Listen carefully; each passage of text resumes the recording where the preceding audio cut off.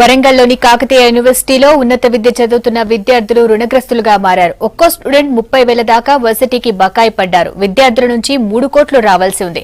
Pending బకాయిలు కడితే తప్ప హాస్టల్లోకి అనుమతి లేదని అధికారులు ఖరాఖండిగా చెప్పడంతో డబ్బులు లేక విద్యార్థులు క్యాంపస్కు ముఖం చాటేశారు.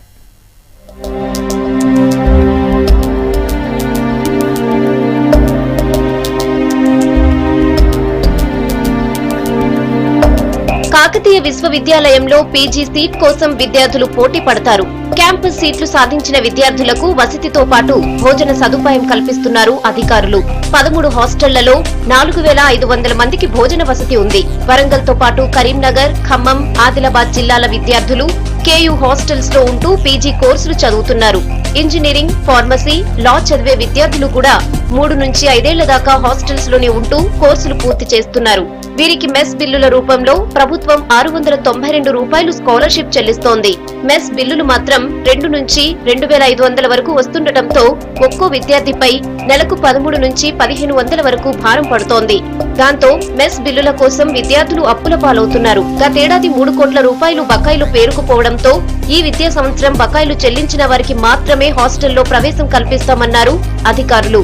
యూనివర్సిటీ బకాయిలు తీర్చేందుకు చదువులు మానే పరిస్థితి ఏర్పడిందంటున్నారు స్టూడెంట్స్. కాకతీయ విశ్వవిద్యాలయంలో తరగతులు ప్రారంభమై 3 నెలలు గడుస్తున్నప్పటికీ కూడా తరగతి గదిలోకి ఒక విద్యార్థి కూడా రాకపోవడం, మొత్తం డిపార్ట్మెంట్లు 28 డిపార్ట్మెంట్లలో ఏ ఒక్క డిపార్ట్మెంట్లో కూడా కనీసం విద్యార్థులు లేకపోవడం కడు శోచనీయం. హాస్టల్లో పేరుకుపోయినటువంటి అధిక బిల్లులు, పేద దళిత విద్యార్థులు ఉన్నారు, వీళ్ళందరూ కూడా ఇంటి దగ్గర ఉండి ఫీజులు కట్టలేని పరిస్థితి ఉన్నది. మా ఇబ్బందులు మెస్సులో ఉన్నటువంటి లోపం ఏంటంటే గతంలో 2 సంవత్సరాల క్రితానికి పూర్వం చూసుకుంటే 1,500, 1,300 మెస్ ఛార్జీలు వచ్చేటి. ఈ సంవత్సరం మాకు 2,200, 2,500 వరకు మా మీద పడ్డాయి. అలాంటి ఇక్కడ ఎస్సీ ఎస్టీ పేద విద్యార్థులు ఉన్నాము. మా పైన ఇంత మెస్ బకాయిలను వేసి మాకు విద్యను దూరం చేయడంలో భాగంగానే ఇది జరుగుతున్నది. విద్యా సంవత్సరం ప్రారంభమై 3 నెలలవుతున్నా ఇప్పటిదాకా 1,500 మంది మాత్రమే రెన్యువల్ చేసుకున్నారు. ఇంకా సగానికి పైగా స్టూడెంట్స్ మెస్ కార్డులు లేక మెస్ కార్డుల కోసం అధికారుల చుట్టూ తిరుగుతున్నారు. 100% బకాయిలు చెల్లించిన విద్యార్థులకు మాత్రమే రెన్యువల్ చేస్తున్నారు. ప్రస్తుతానికి యూనివర్సిటీలో చూసినట్లయితే మునుపటి సంవత్సరానికి ఇప్పటికీ చాలా మార్పులు వచ్చాయి.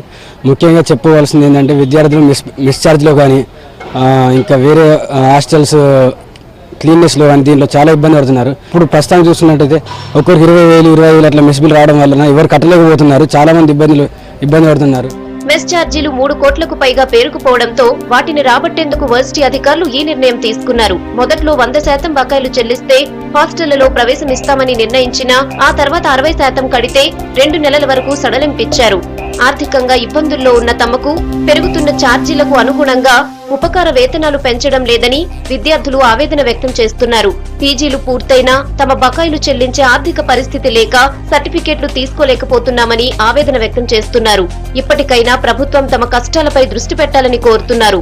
పీజీలు పూర్తయిన తర్వాత ఉద్యోగ అవకాశాల కోసం వెళ్లే వాళ్ళము, కానీ ప్రస్తుతం మా పీజీలు పూర్తయినా కూడా 20,000 రూపాయల నెలకు 2,200 నుంచి 2,300 బిల్స్ రావడము, తర్వాత గవర్నమెంట్ నుంచి మాకు 6,000 రూపాయలు ఇవ్వడం వల్ల గత 2 సంవత్సరాలు ఇక్కడ చదువుకొని మేము సర్టిఫికేట్ తీసుకొని పోవడం అంటే మాకు 25,000 నుంచి 30,000 భారం పడుతున్నది.